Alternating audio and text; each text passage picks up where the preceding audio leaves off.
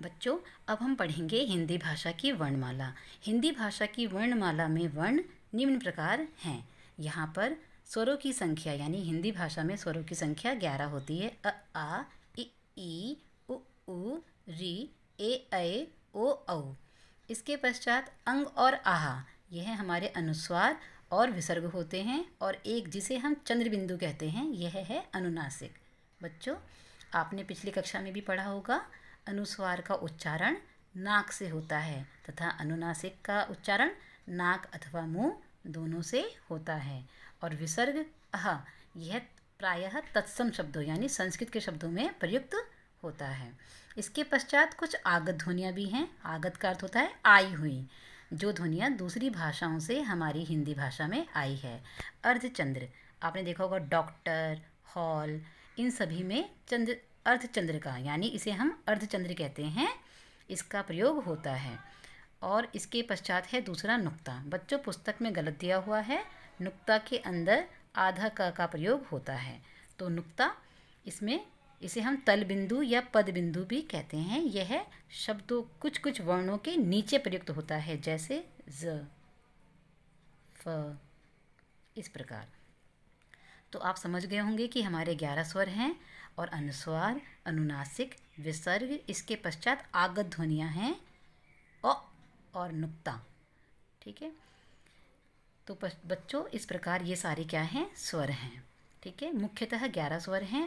अंग और आह को मिलाकर कुछ पुस्तक में 11 से ज़्यादा यानी 13 स्वर भी माने जाते हैं।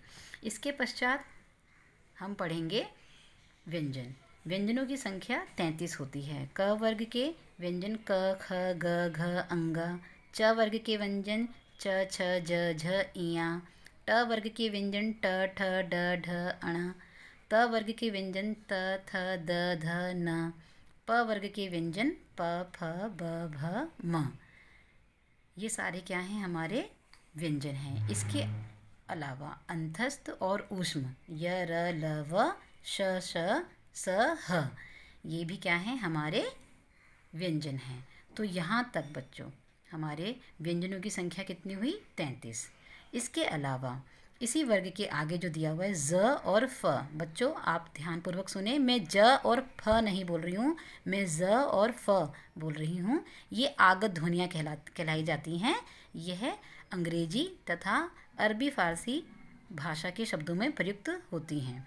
इसके नीचे आप देखेंगे ट वर्ग के अंतर्गत आपको अड़ और अढ़ भी दिया हुआ है, ड़ और ढ़। इसको हम उच्छिप्त व्यंजन कहते हैं।